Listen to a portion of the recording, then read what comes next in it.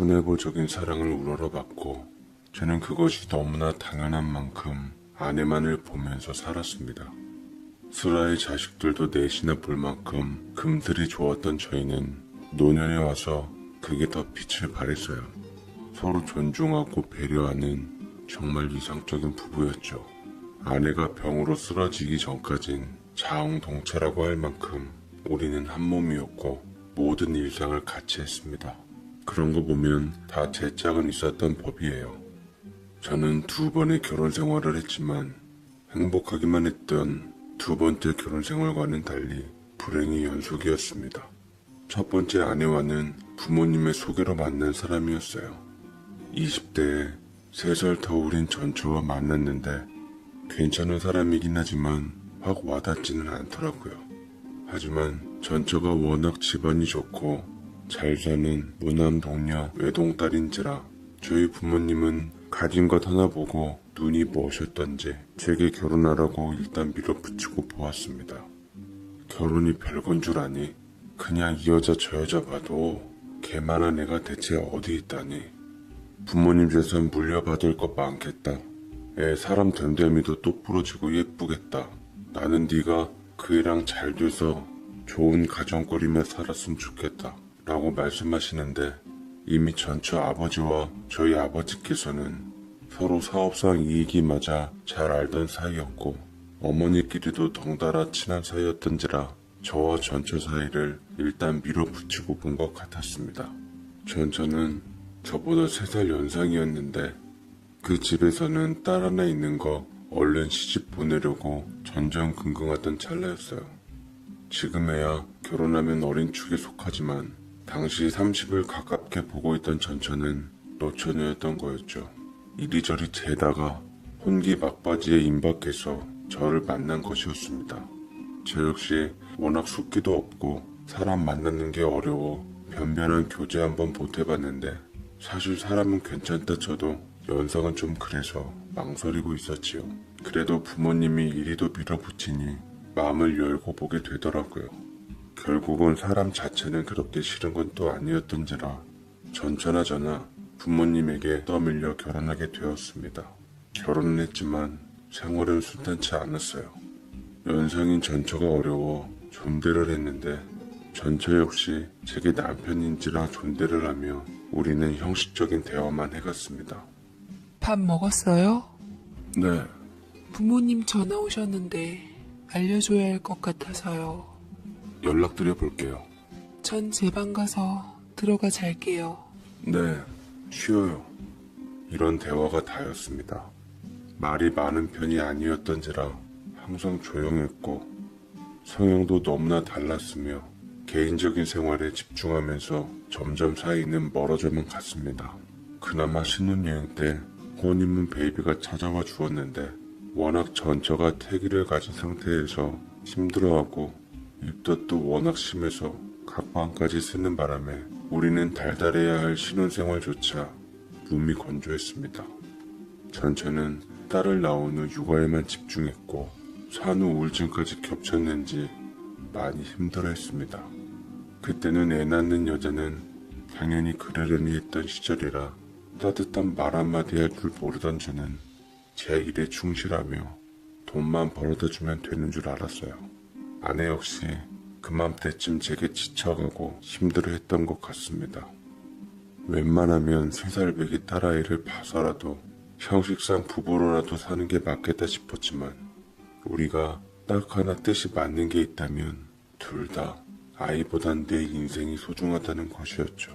아내와 저랑 한마음 한뜻으로 내뱉었습니다. 우리 이혼해요. 좋아요. 그래서 합의 이혼했습니다. 누가 먼저랄 것도 없이 자연스럽게 법원을 향했고 아이는 좀 더 가진 게 많은 아내가 키우기로 했죠. 그 무렵 아내는 만나는 사람이 재미고 보였는데 저랑 이혼하고 바로 그 사람이랑 재혼을 하는 바람에 먼 땅 미국으로 가게 되었습니다. 덕분에 아이 아빠로서 면접 교섭권이 있었는데도 딸 아이를 볼 수가 없었어요. 뭐 가까이 있었어도 아내 만나기 뭐해서 안 봤을 것 같기도 했죠. 제게 절절한 부성애가 있는 것도 아니었거든요. 그렇게 제 결혼 생활은 마무리 지어졌고 부모님들은 본인들 탓에 제 결혼 생활이 끝났다고 자각하고 있었던 건지 더 이상 제게 재혼할 것을 권유하지도 않았습니다. 혼자 있어서 느껴지는 외로움이 결혼한 후 느끼는 외로움보다 나았습니다.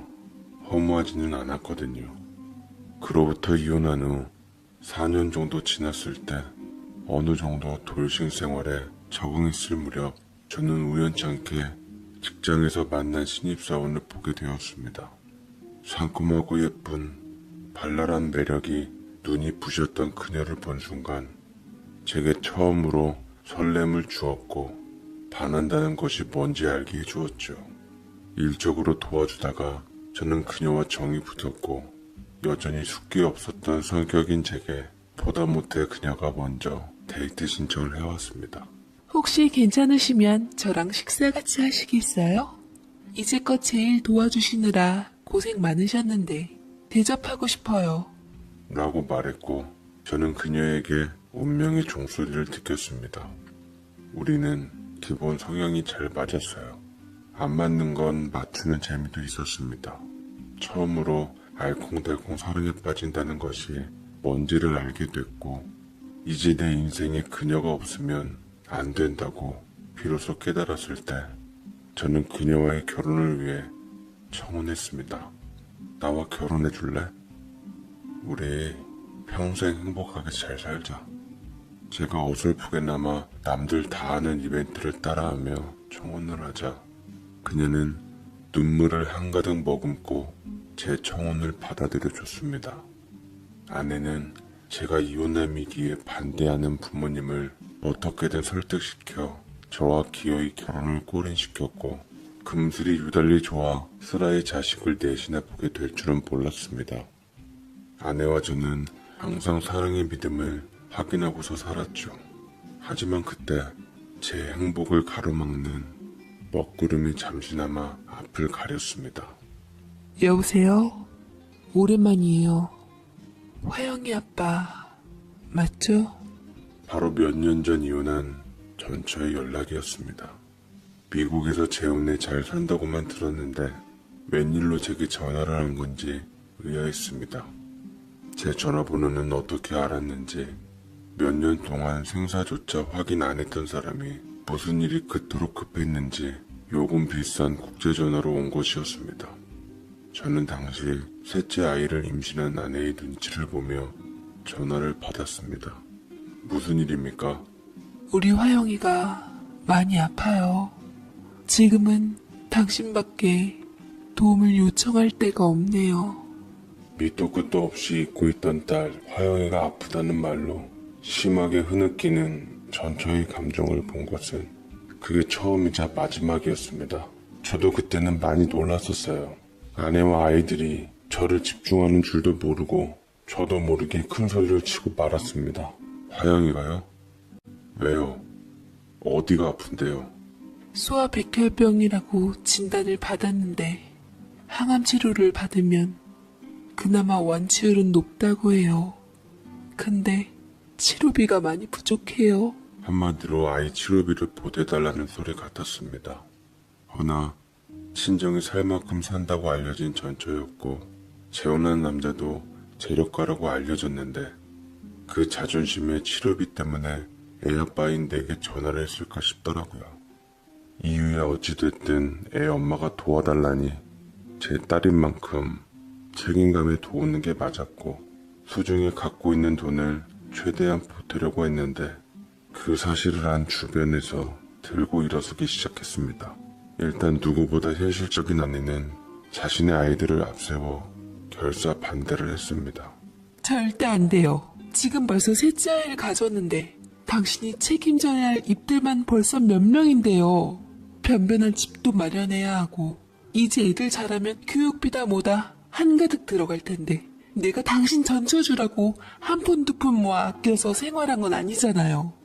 제발 우리 가족만 생각해요. 어차피 당신 그 애랑 정도 없다면서요. 그래도 여보, 그래도 내 딸이야. 근데 어떻게 모른 척 할 수가 있어. 생사가 오간다는데. 그 집 잘 산다면서요. 당신이 굳이 보태지 않아도 본인들이 알아서 하겠죠. 제발 더 이상 낙처 만들지 말고 인연이 끝난 사람들은 눈 딱 감고 잊어요. 곁에 있는 당신 가족들만 생각하라고요. 라고 말했고, 우유보다는 제가 쉽게 결정을 못하자 아내는 기어코 저희 집에까지 이 일을 전하고야 말았습니다. 저희 아버지는 휴일날 저만 따로 부르시다니 제게 멍충이라고 하면서 한사발 욕을 하시더라고요. 아이고, 네가 가진 게 뭐가 있다고 갖고 있는 돈을 전처한테 다 보내? 그렇다고 네 전처나 딸이 그 마음을 알아주긴 할 것 같아? 듣기론 친정이 사업을 무리하게 확장시키느라 줄줄이 망해서 빚더미에 올랐다던데, 그 친정 도우려면 애 핑기 대서라도 자금이라도 끌어와야 하지 않겠냐? 나 거기에 절대로 넘어가면 안 된다. 전처가 그럴 사람은 아니에요. 하물며 애를 팔 사람은 더더욱 아닌데, 사람이 궁지에 몰리면 무슨 짓을 못하겠니? 참말이고 거짓이고 절대 도우면 안 된다. 걔는 네 딸 아니야. 이제 미국으로 가서 남의 손에 자라고 있는 애가 무슨 네 딸이야? 네 새끼만 벌써 3명이다. 효도를 해도 곁에 있는 애들이 하겠지. 곁에 살지도 않았던 외국물 먹은 딸이 널 도와주기나 할 것 같아? 한 푼도 보내주지 마라. 자칫 엮이면 너만 힘들어지고 골치 아파져. 네 안사람이 저렇게 길길이 난리를 치는데 지금 너의 행복한 가정을 지키려면 포기할 건 해라. 라고 말씀을 하셨고, 저는 어떻게 하면 좋을지 몰라서 쉽게 떨치지를 못하고 있었네요.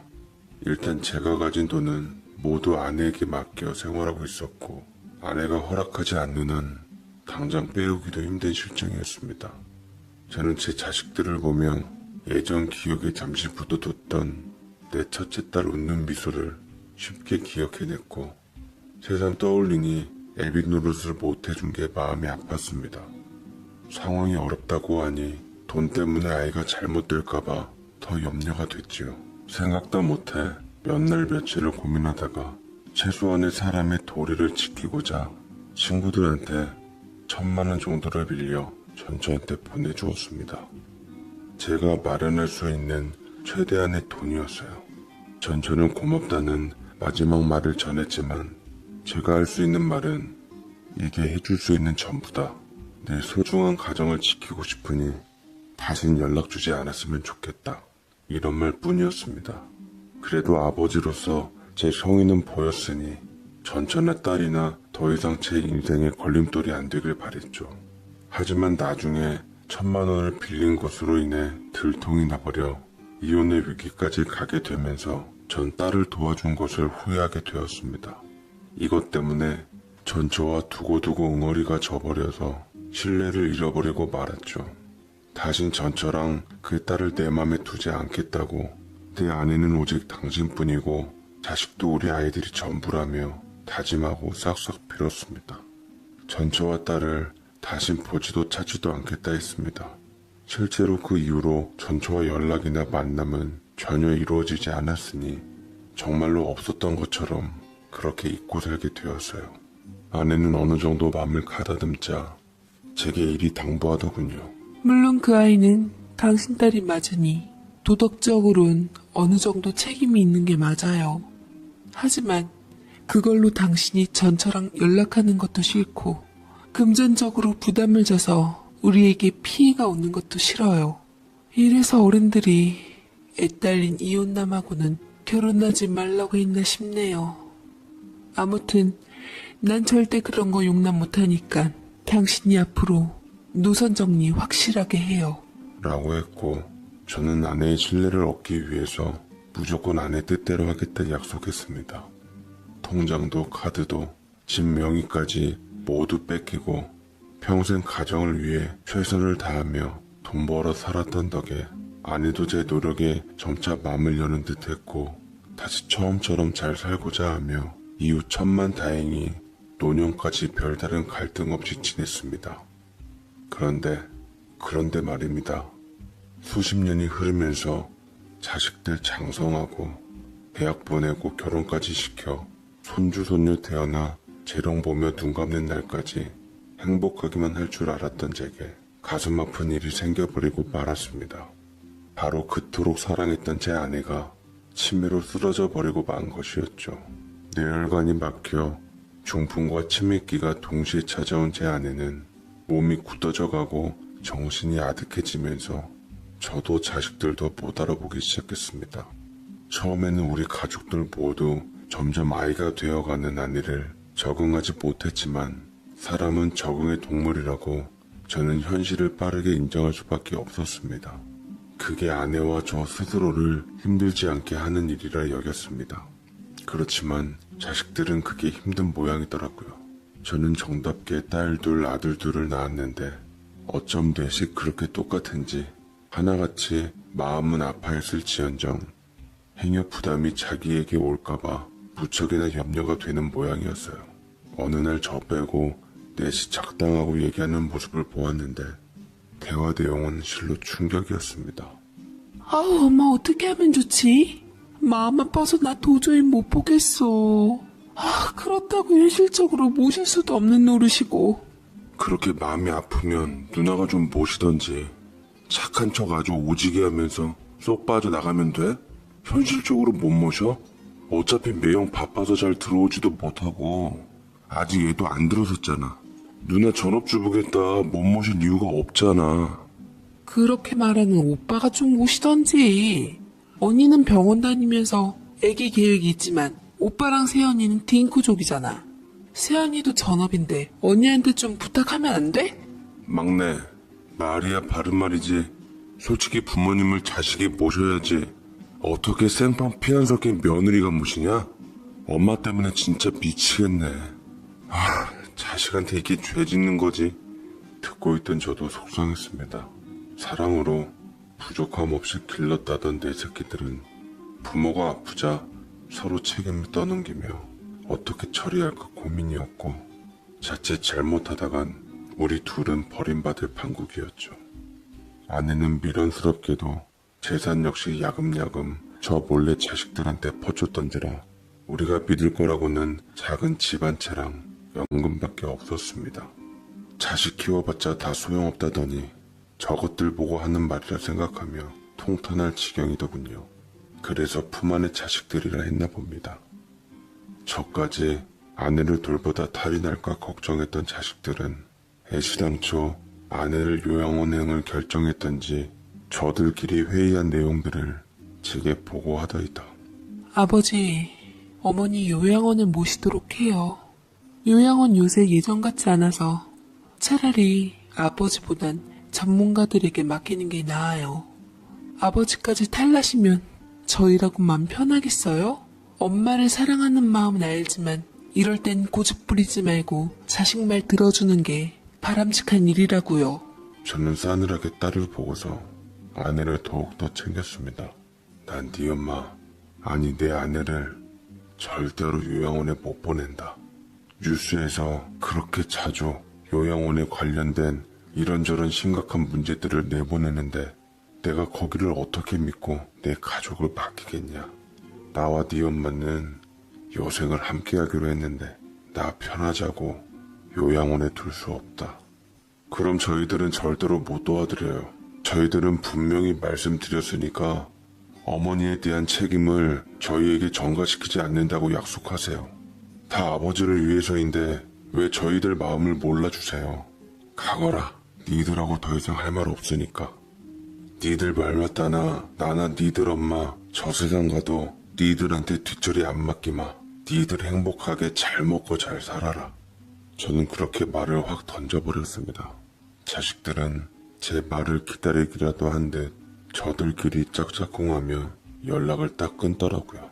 아내는 한쪽 손과 다리가 굳어 못 쓰는 상태에서도 멋모르고 자식들이랑 나들이 가자는 얘기하며 웃어 보이는데 치매라고는 믿을 수 없는 고운 아내의 웃음을 지켜주기 위해 저는 자식들이 바쁘다고 하며 곁에 언제까지나 있어 주겠노라고 손을 꼭 잡아주었습니다. 그때부터 본격적인 아내의 병간호가 시작되었어요. 늙은 몸으로 밤을 새며 아내의 수발을 들을 때도 많았습니다. 먹이고 씻기고 입히고 대소변 다 받고 어찌 보면 다행인 건 풍이 와서 몸이 일부 고동이 불편한 게 차라리 다른 치매 환자처럼 실종이 되거나 밖에 나가진 않아서 마음이 놓였습니다. 병원 갈 때마다 아내의 차도 대신 점점 안 좋아진다는 말만 들었는데 차라리 요양원을 가서 전문가들에게 케어를 받는 게 좋을까 알아봤습니다만 몇 군데 알아본 곳이 뉴스에 터진 것을 확인한 후에는 마음을 접었습니다. 그러다 저 역시 몸이 유별나게 힘든 느낌이 들어 잠깐 병원을 찾았는데 의사가 이렇게 무리하다가는 저도 언제 쓰러질지 모른다며 겁을 주더라고요. 제 늙은 몸은 아내를 돌보느라 힘들었던지 몸무게가 10kg 가까이 줄어 있었습니다. 이대로 가다가는 내가 병든 아내보다 먼저 가겠다 싶어 뭔 수를 내긴 내야 했습니다. 생각하다가 절충안을 찾아냈던 게 바로 간병인을 구하는 것이었습니다. 가까이서 아내를 볼 수도 있고 옆에서 누가 도와줘서 잠깐 눈이라도 붙이면 좀 나아질 것 같더라고요. 그래서 간병인 공고를 내기로 했습니다. 몇 번 간병인으로 온 사람들 면접을 봤는데 확 아내를 믿고 맡길 사람이 없더라고요. 돈 주면서까지 근심 걱정 받고 싶지 않아 다 포기하고 내 몸 으스러지는 한이 있더라도 혼자 할까 생각이 들었을 무렵 뒤늦게 어느 한 40대 여자에게 연락이 왔습니다.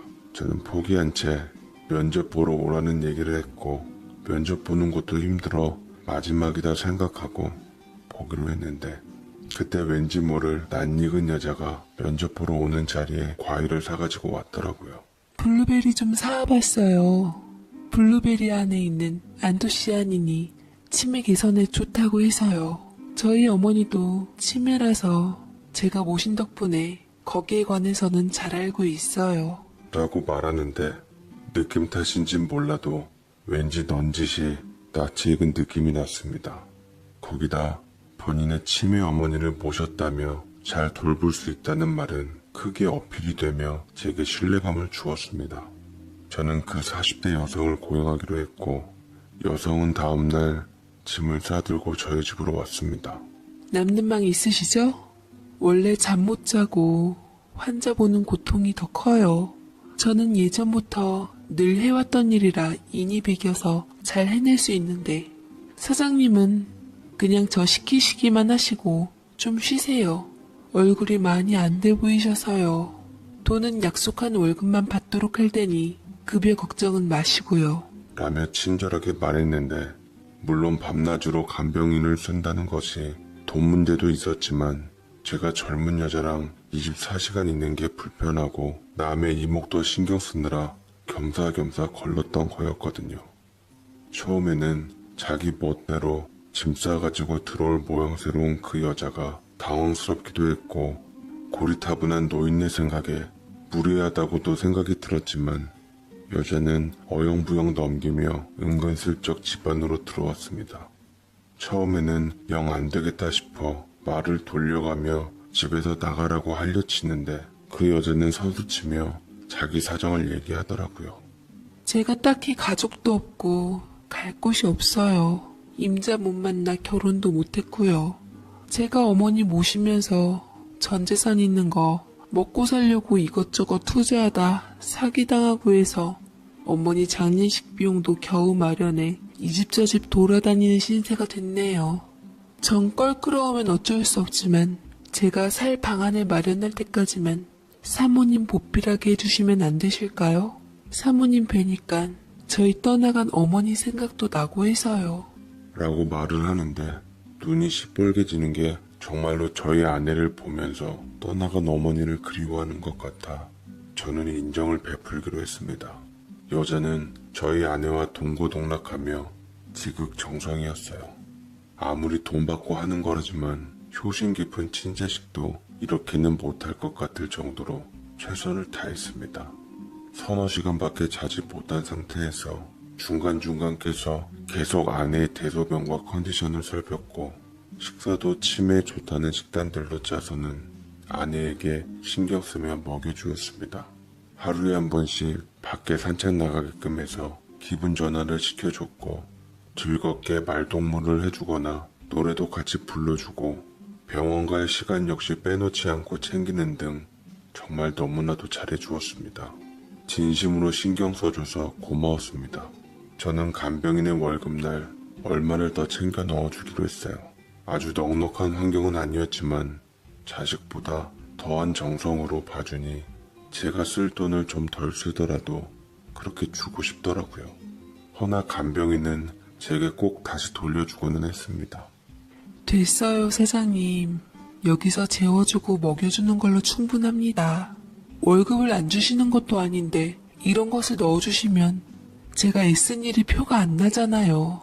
마음만 받겠습니다. 라고 하는데 말도 어찌나 기특하게 하는지 참 뉘집 딸인지 자식 하나 끝내주게 잘 키웠다 싶었어요. 시간이 지날수록 간병인과는 점차 정이 들었습니다. 거동이 힘든 아내를 하루에 한 번 꼭 햇볕을 쐬게 해주고 싶다고 휠체어에 태워서 바깥 공기를 마시게 했는데 저도 함께 나가서 나지막히 함께 걸었습니다. 간병인이 들어온 이후로 아내가 웃음기가 많아졌더라고요. 원하는 게 있을 때 발음이 어눌해서 잘 들리지가 않았는데 콩떡처럼 말해도 찰떡처럼 알아듣는 간병인 덕분에 대화도 훨씬 수월했습니다. 자식들이 연락이 없자 저는 은근슬쩍 간병인 구했다는 말을 전할 핑계로 연락을 해봤는데 그나마 셋째 아들만 받더라고요. 허나 제대로 오해를 사는 듯 했습니다. 아버지, 지금 그러니까 집에 엄마랑 아버지 말고 다른 여자가 있다는 거예요? 그것도 한 집에서 산다고요? 아, 맙소사. 도대체 아버지 무슨 생각이신 거예요? 남들 이목이나 어머니는 전혀 생각 안 하신 거죠? 혹시 어머니 핑계로 딴 생각 가지고 계신 건 아니시죠? 라며 지 구미에 맞는 답정너 같은 질문을 척척해가며 저를 마치 병든 아내를 핑계로 다른 여자나 만나고 다니는 천하의 나쁜 인간으로 보는 것 같아 몹시도 화가 나고 불쾌했습니다. 대체 지 애비를 뭘로 생각하나 싶었고 내가 고작 자식들한테 이런 신뢰밖에 주지 못했나 싶어 정말 화가 나 쓸데없는 소리 말고 당장 끊으라고 했습니다. 그날 밤 부하가 일고 서글퍼서 잠 한숨 자질 못했어요. 잠든 아내의 곁에서 손을 부여잡으며 서러움에 눈물이 나더라고요. 셋째 아들의 말이 귓가에 돌며 억울하기도 하고 생각하면 생각할수록 피가 거꾸로 솟으면서도 주책맞게 슬펐습니다. 어떻게 내 새끼들이 아버지인 나를 믿지 못하고 그런 말도 안 되는 말을 감히 내뱉을 수 있는지 믿겨지지 않더라고요. 아내는 뭣도 모르고 자다가 제 흐느낌을 듣고 슬쩍 눈을 뜨더니 마치 저를 위로하는 듯 덩달아 눈물을 글썽이며 저를 토닥여 주었습니다. 행여 본인 때문에 힘들어서 우는 줄 알까봐 저는 고개를 저었어요. 당신 때문에 내가 힘들어서 우는 게 아니라 그냥 우울한 일이 좀 있어서 그래. 나는 평생 당신만 보고 살아왔는데 그 진심과 믿음을 가까운 사람들한테 주진 못했나 봐. 나를 지켜주고 내 편이 되어줄 사람들이 없는 것 같아. 라며 아내 걱정할까봐 억지로 미소를 지어 보였는데 아내는 그런 저를 쓰다듬어 주며 괜찮다라고 말해주는 것 같았습니다. 이내 다시 잠이 든 아내를 지키다가 잠이 들었는데 저도 모르게 그 말을 의식했는지 간병인이 들어오지 못하게 문을 꼭 잠그는 바람에 새벽부터 대소변으로 인해 이불이 난리가 났더라고요. 그 고생의 몫은 고스란히 간병인의 차지가 되었습니다. 새벽 몇 시쯤에는 아내의 기저귀를 한 번쯤 갈아줬어야 했는데 내가 그걸 한다는 것을 깜빡 잊고 내 억울함에 대한 자기 연민으로 신경 쓰질 못했던 거였죠. 찝찝할 아내에게 미안했고 고생할 간병인에게도 미안했습니다. 그러자 두 여자는 제게 한결같이 괜찮다 하며 너그럽게 이해해줬어요. 뒷정리를 다 하고 나자 부엌에서 고소한 냄새가 나더니 이내 도시락을 싸놓고서 소풍을 가자고 하더라고요. 이런 날은 산책 겸 소풍을 나가줘야 해요. 제가 먹을 김밥 잔뜩 만들어 놨으니까 얼른 사모님과 함께 같이 나가요. 라고 했고 저는 괜히 아들의 말을 의식하고선 동네 사람들에게 이상한 눈초리나 받을까 싶어 손을 내저었지만 간병인과 아내가 저를 잡아 끌어 어쩔 수 없이 나가게 되었습니다. 그날은 일찍이 나와 산책을 하다 적당한 곳에 돗자리를 펴서 간병인이 싸온 김밥으로 요기를 했는데 일상생활에서 요리 솜씨가 좋은 것에 비해 김밥 많은 건 여기저기 터져 어설펐습니다. 아니, 간병인 선생님은 다른 요리는 잘하시면서 왜 이렇게 김밥을 못 말아요? 이럴 거면 사서 먹는 게 낫지. 뭘 그렇게 고생스럽게 말았어요. 특히나 오늘은 하는 일도 많았을 텐데. 라면서 얘기하니 간병인은 아내의 입에 김밥을 넣어주면서 자기 입으로 하나 들어가 오물거리고는 되받아쳤습니다. 맛만 좋으면 됐죠 뭐. 파는 김밥이 아무리 예뻐도 어수룩한 집김밥 맛을 못 따라가더라고요.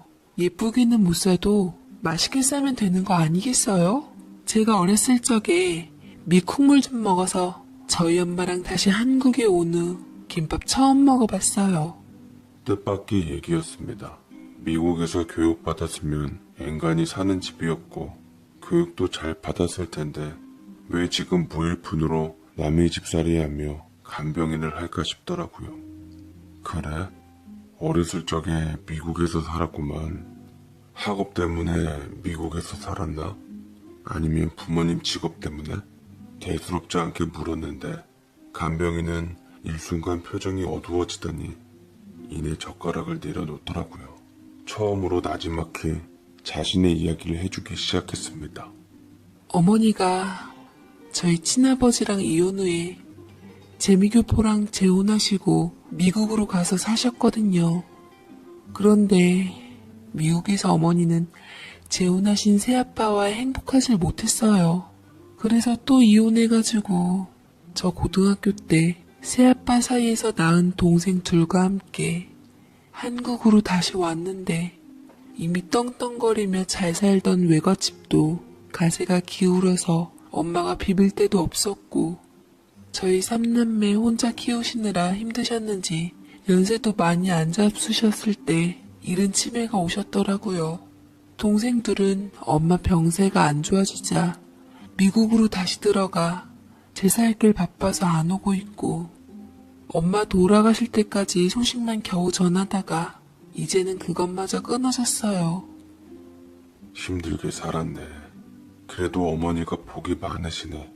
딸 하나 잘 키워서 그래도 덕 봤으니 후회는 없으셨겠어. 간병인의 얘기를 듣고 보니 사정이 딱해 보였습니다.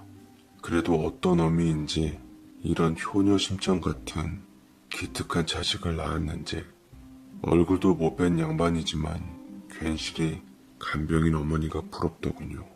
제 복이 과한 자식들이 떠올라 지금 간병인과 비교되어 더 괘씸해졌습니다. 때마침 따스한 나른한 기운에 아내가 꾸벅꾸벅 졸았고 이내 잠이 들더라고요. 어미 앞에서 자식 욕할 순 없었고 어디 가서 자식들 욕하는 것은 내 얼굴에 침 뱉기라 생각해 말을 아꼈지만 속내를 터놓지 않음 천불이 날 것 같았습니다. 거의 가족이나 다름없는 간병인이었고 일하는 동안 몇 달간이나 자식들 왕래 없다는 것 뻔히 알기에 뭐 더 숨길까 싶어 허심탄회하게 얘기했습니다. 내게 사남매가 있는데 참 어렸을 적에는 나에게 기쁨도 많이 주고 녀석들 무럭무럭 자라는 재미로 우리 부부 그렇게 살았어요. 공부도 잘하고 똑똑하고 사남매 모두가 어쩌면 못난 거 하나 없이 다들 그렇게 잘나게 태어났는지 기특하기만 했습니다. 그런데 각기 다 제각길 가면서 어려울 때 부모에게 손 벌려 악착같이 형제들 경계하며 지목 챙겨가더니 지 어미 쓰러지고 나서 더 이상 빼갈 것이 없다는 게 눈에 보이자 입 싹 씻고 요양원을 운운하더니 이젠 코빼기도 안 비춥니다. 내가 이런 녀석들을 키웠나 싶어 마음도 아프고 참 가슴이 쓰리더라고요.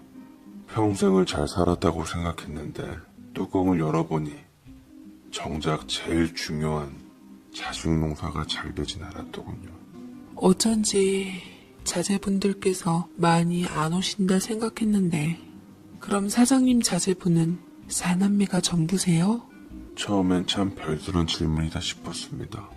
그때까지만 해도 저는 별 생각 없었던 것 같아요. 그저 미국은 언제나 갈 수 있는 나라이고 그쪽에서 살다 온 것은 흔한 사례이니 크게 신경 쓰질 않았는데 간병인은 뭔가를 겨냥한 듯 알 수 없는 질문을 해대는 것이었습니다. 셋째 아들 말이 기분 나쁘게 또 생각이나 울컥 감정이 올라왔고 저는 간병인에게 언성을 높이며 쏘아댔는데 그런데 뭐예요? 지금 간병인 선생님도 날 바람둥이 취급하는 거예요? 난 아내밖에 모르고 산 사람이에요. 당연히 내게 사남매 외에 자식들이 또 있을 리가.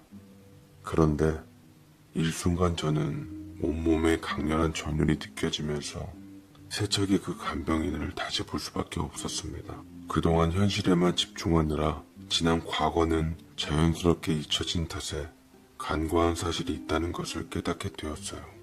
바로 제가 수십 년 전 첫 결혼을 했던 전처가 저와 이혼 후 재미 교포와 결혼해서 제 딸을 데리고 미국으로 간 것이 생각났던 거죠.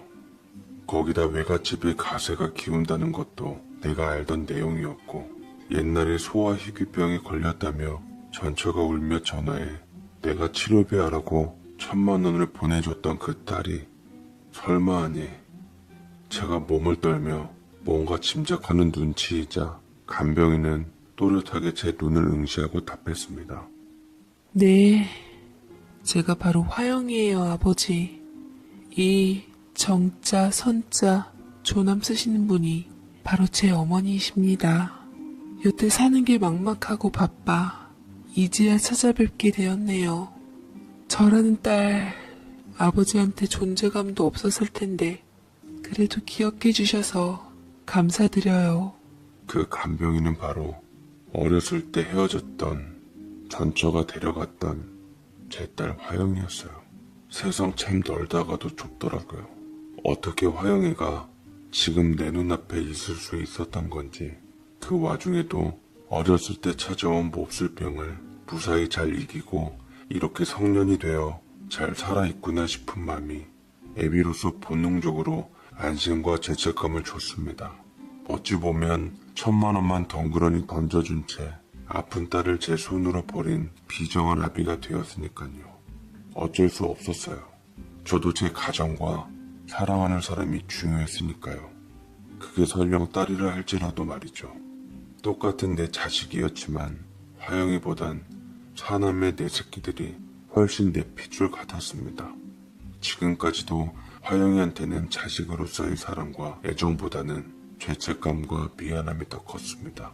그런 감정조차 미안해서 애비 자격이 없다 들어 가슴이 비어졌어요. 저는 천천히 화영이와 했던 말들을 돌이켜보며 전처가 어떻게 해서 생을 먼저 떠나갔는지, 어떻게 해서 화영이가 어머니를 모셨는지, 지금 어떻게 살고 있는지 되짚어 보았더랬죠. 괜히 부모로 인한 상처를 후빌까봐 싶어 짐작만 했을 뿐 다시 되묻거나 하진 않은 채 말을 아꼈습니다. 그러자 화영이도 더 이상 제게 많은 말을 하진 않더라고요. 그리고 제게 그동안 제 아내를 보살피며 받아갔던 1,000,000원을 다시 내밀었습니다. 저도 여기까지예요. 저라는 존재를 부담스러워하며 내게 등만 보인 아버지지만 그래도 아버지와의 빚은 털고 가고 싶었어요. 그냥 한 번쯤은 제 존재를 드러내며 아버지를 만나고 싶었네요. 이제 만났으니 됐어요. 저도 아버지를 미련 없이 훌훌 털어버리며 살게요. 부디 아직 젊으니 네 행복 찾으면서 살아라. 나 역시 너를 만나서 좋았고 행복했단다. 무책임하게 너를 낳고 책임지지도 못해서 나는 너에게 너무 미안하다. 정말 미안하다. 이 1,000,000원은 부디 넣어두어라. 내가 널 위해 처음이자 마지막으로 베푼 내 새끼라는 증표의 마음이었으니 이것만은 무시하지 말아줬으면 좋겠구나. 라며 저는 40이 넘은 같이 늙어가는 딸에게 아가라 부르며 1,000,000원을 화영이한테 넣어주었고 아직도 어린이처럼 보였던 40살 넘은 내 딸은 그 돈을 손에 꼭 쥐고는 그제야 눈물을 쉴 새 없이 흘렸습니다. 사랑하는 부모 밑에서 자란 아버지의 사남매가 저는 세상에서 제일 부럽네요. 한평생 아버지에게 사랑받은 사모님도 부럽고요. 어머니와 아버지가 어긋난 인연의 결실인 제 존재가 마흔이 훌쩍 넘은 지금에도 마음이 아파요. 그래도 그 1,000만 원의 치료비 참 고마웠어요. 제 아버지의 도리를 다해주셔서 감사해요. 라며 제게 큰절을 올리고는 화영이는 제 눈앞에서 소련히 가버렸습니다. 붙잡을 수 없어 더 먹먹하고 미칠 것만 같았어요.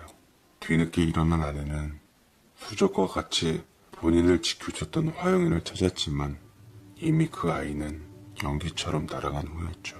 그리고 그 이후에 무슨 변고가 일어났던지 저는 시름시름 몸이 안 좋아지기 시작했고, 제가 몸이 안 좋아지자 자식들은 결국 아내를 요양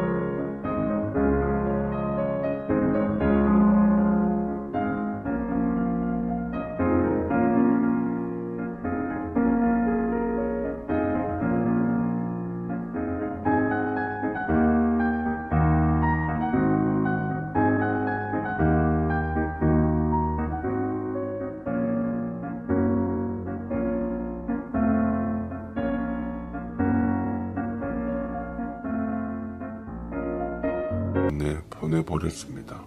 제가 자주 아내를 찾았음에도 불구하고 아내는 요양원에서 나오고 싶어 하다가 끝내는 머지않아 눈을 감고 말았습니다. 지 엄마 장례식이 되어서야 자식들은 마지막으로 찾더라고요. 그리고 저도 지네들 맘 편하자고 요양원에 모시자는 얘기가 나왔지만 저는 아직 정신도 온전하고 거동도 불편하지 않으니 니들 도움 없이도 잘 살아나가겠다며 혼자 살겠다고 했습니다. 자식들은 고집을 피운 제가 얼마나 혼자서 잘 사나 벼르고 있는 것 같더라고요. 작은 아파트에서 혼자 외롭게 살아도 답답한 요양원보단 좋겠다 싶어 밥도 잘 먹고 운동도 잘하며 열심히 살던 찰나 어느 날 계속 비어있던 옆집에 이사 온 사람을 보게 되었습니다. 분주하게 움직이던 여자는 무척이나 나와 전철을 닮은 낯익은 노처녀라 가슴이 철렁했습니다. 제가 어버버 정신을 못 차리고 있자 때마침 이사떡을 같이 먹자고 절 잡아 끄는데 얼떨결에 저는 그 여자의 집에서 함께 먹는 호사를 누리게 되었습니다. 네, 그 사람은 바로 제 딸인 화영이었지요.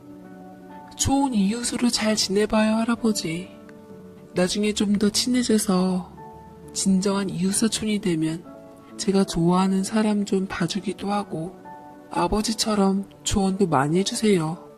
가까운 이웃사촌이 멀리 있는 자식보다 좋다던데 그러실 수 있죠? 라고 말을 하는데 저는 맺혀있던 응어리가 비로소 풀리는 기분이었고 제 피부치인 딸인 화영이와 서로 부둥켜 안고 많은 눈물을 흘리고야 말았습니다. 늙은 애비도 늙은 딸도 목 놓아 우는 진풍경이 펼쳐졌죠. 그리고 이제야 겨우 부녀 사이로 돌아가 잘 지내게 되었습니다. 저는 꼬장꼬장한 옛날 노인처럼 더 나이 들기 전에 결혼 안 하고 얼른 좋은 놈 하나 데려오라 했더니만 영 데려오질 않아 또 걱정이 되었어요. 그렇다고 결혼을 위해서 애정 없는 짝을 맺어주는 건 또 다른